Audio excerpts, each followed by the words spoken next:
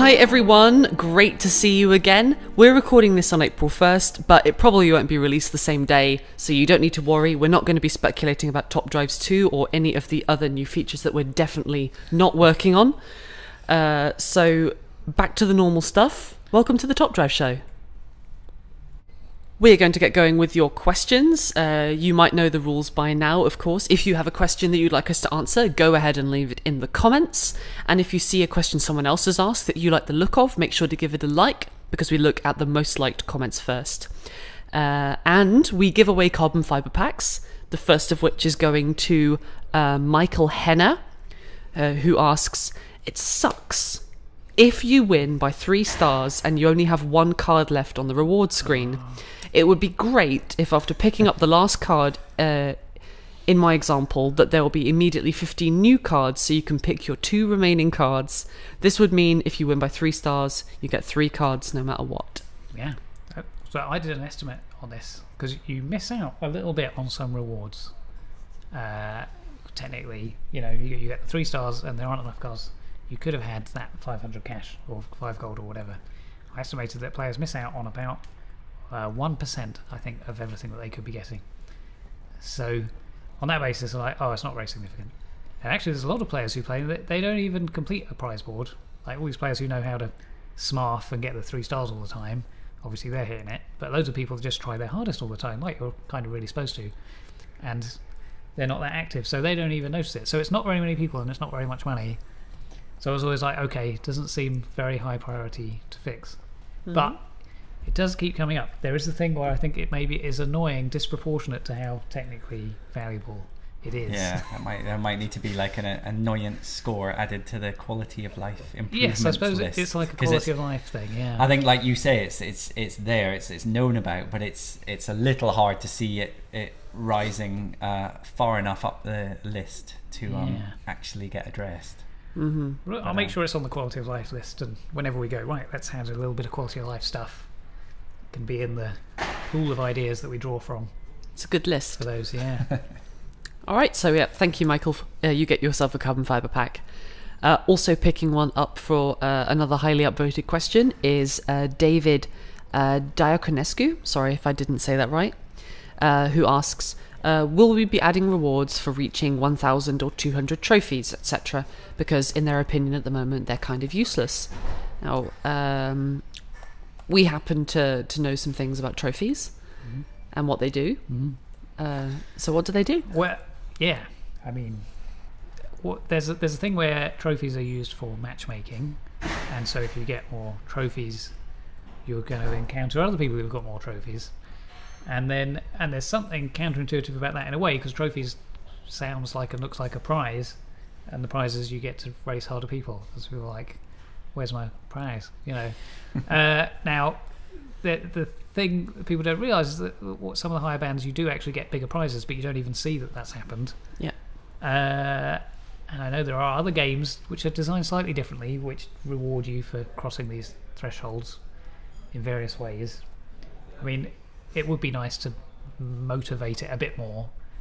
It's a bit strange because some people are like, it's not worth the extra trophies you get to win a ceramic, but you'll be matchmade with other people who won the ceramic, so you're not really worse off. I don't know, it's odd, but it shouldn't be a difficult decision. That is a problem, that people are going, oh, I want that, but I don't want the trophies. It would be nicer to make that go away. It's definitely, I mean, it's like you say, something that I think we don't do a lot of in Top Drives, but it's definitely present in other games, is what you'd call kind of, I guess, telegraphing. Right. The improvements that come, the improvements with the prizes that come from crossing a trophy band. Yeah. We don't. It's like you say. It's when you play a game a lot and you get into the events. You'll become aware of it, but it's not something that we make clear at all. And actually, that would be, yeah, it would be one interesting thing to actually just, I know it's not exactly what's being asked, but actually just making that information a bit clearer to people. Yeah. Could be quite useful, because there are fairly good benefits of increasing your trophy count. So yeah, so just make that more obvious. Yeah. Maybe make it more rewarding. I don't know. We'll have a look. Yeah. Cool. Okay. And our last carbon fibre pick goes to Ricky911, with the question, is it possible to have filters for all the cars in the game and not only for our garage? So do we allow you to look at all of the cars that are in the... Oh, wait. Oh, it's this one, right? Okay, good. There's 2 different versions of all the cars in the game, right? Right. So what one means, I want to filter and see the cars I've got from, who is it? Like Ram or Glickenhaus, and they're so small that we actually haven't included them in the filter list because it's an incredibly long list, and we're like, this is just going to get ridiculous, and there's not going to be an event that requires one from such a tiny manufacturer, so maybe we won't have it. That's one version. We're actually looking into, all right, people really want it, maybe we just add it, and everybody just lives with the fact that you have to scroll for ages if you want to filter to something that begins with V. And then the alternative one is not just the cars you own, all the cars that exist in the game, you want to be able to filter to, like, yes, what will be the best 80s car? Yes, because obviously, I mean, all you can do at the moment is do it by manufacturer. Yeah. If you want to look through the cars, I mean, I think we've probably sort of mentioned this in the past, and it's not a great answer because it's not something that we built. But I mean, topdrives.club, the website is a real kind of favourite of the team. We it gets used a lot. It's just a great, really nicely designed way of viewing the cars, all the cars in the game. So I'd still kind of, I would recommend people kind of pointing them at that if they do particularly want to just have a look through and kind of filter it in different ways and see what the different options are. It's a genuinely useful resource. Definitely. Okay, well, that's it for our carbon fibre picks, but we have got some more questions. We've got one here from Endofela, familiar name, who asks, if the speed bumps at the city tracks are such a problem for low cars, why is the ramp in the indoor kart circuit not a problem for them? That's a big question. Wow. So what, that tiny little bridge that it has, the indoor one, you go around and there's a tiny little bit thing down? So it is done by steepness in a way, and I know it probably kind of looks quite an abrupt little bridge, but actually if you were to sort of zoom in on the on the speed bumps in the city, we went with quite big, severe speed bumps to make them a feature. And actually, it is just the fact that the ramp in the indoor karting is smooth enough that low cars are fine getting over it, and those big, severe city speed bumps require a bit of require you to take a bit of pace off.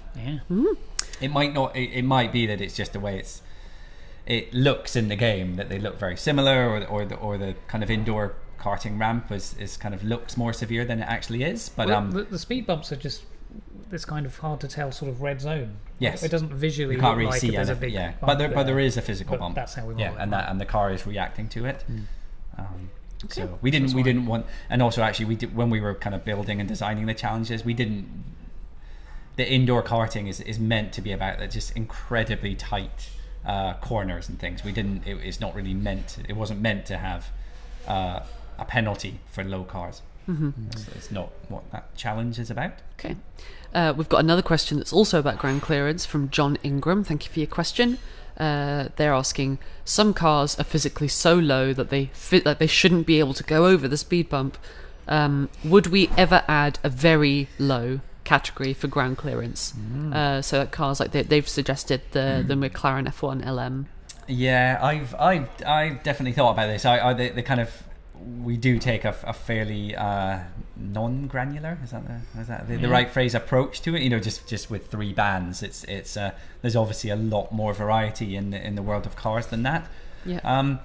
I guess we just a lot of these things where it's kind of when you add extra layers like that, what we don't want is to kind of, it sounds crazy, but there's a mental load to playing top drives of figuring out what are going to be the best cars and what's going to kind of react in what way to the different challenges, and this just feels like one of those things that I think we're probably quite happy with the current approach.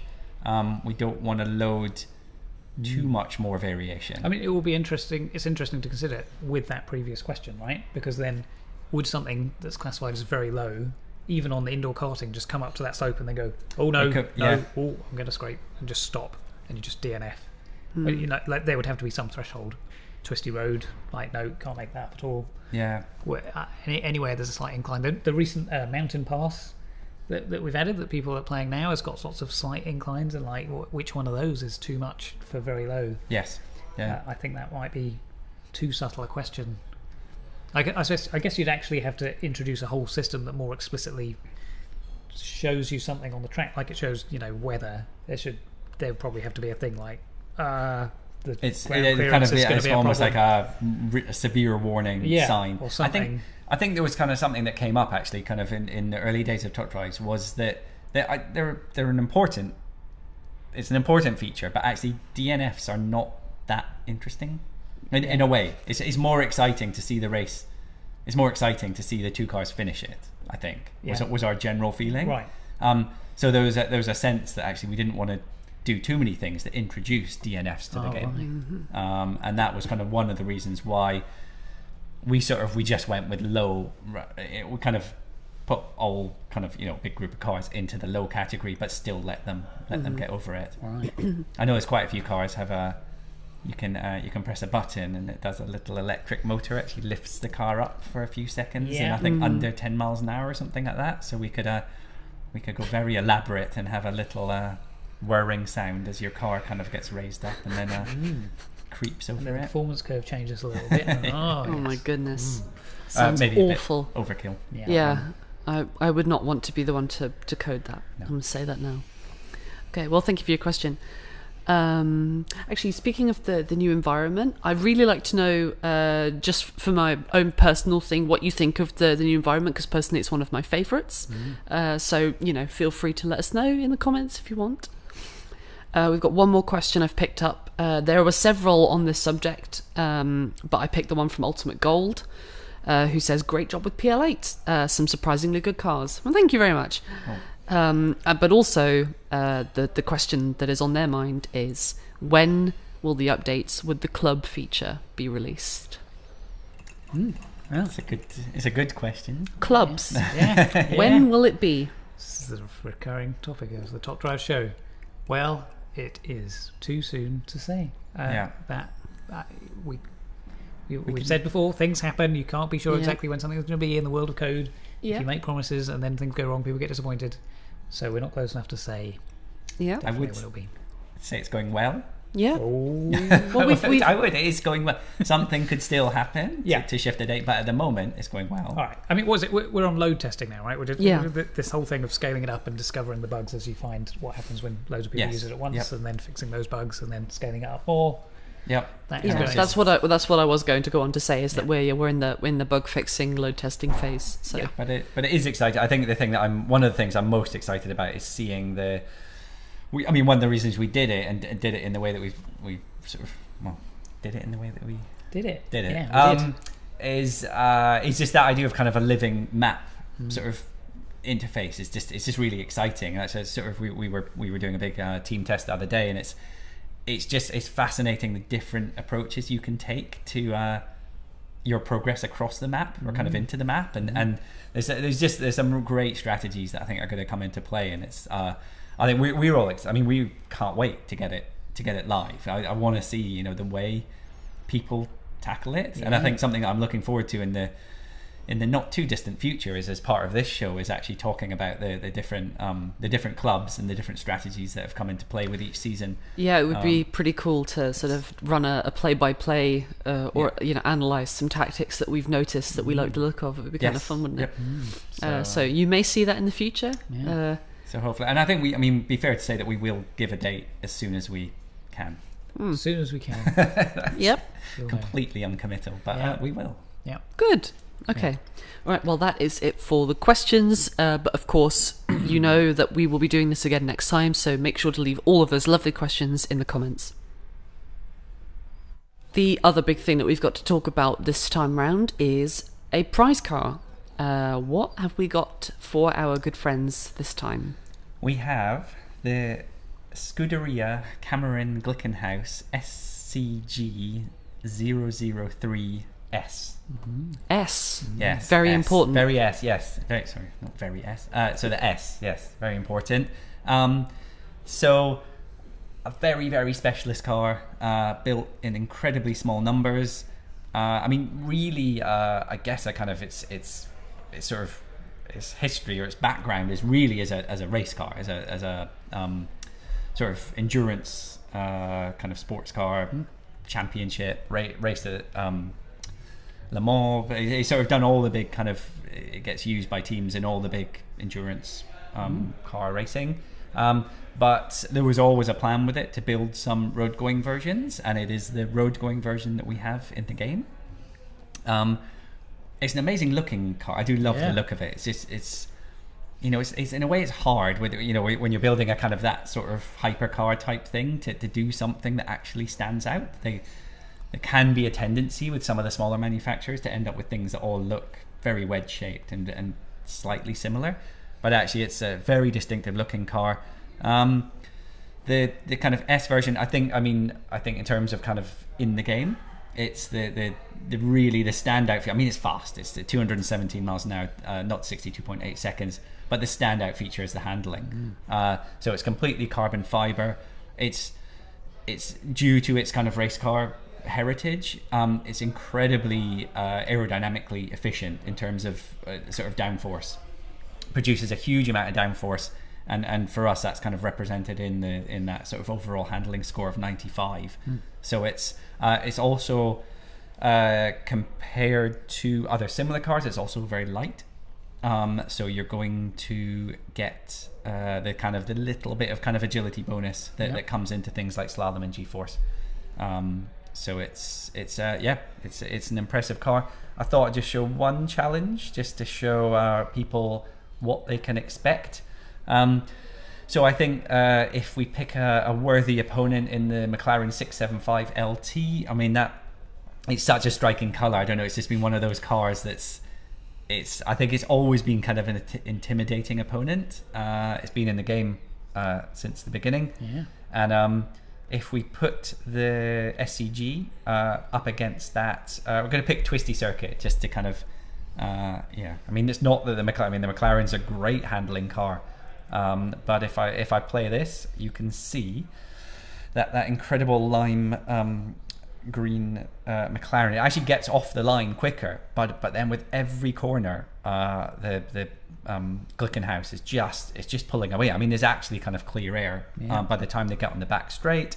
It's a close race, but there's even a gap there, and the Glickenhaus takes it on the twisty circuit. So that is it's going to be a useful car. There are a lot of corners in top drives in all shapes and form.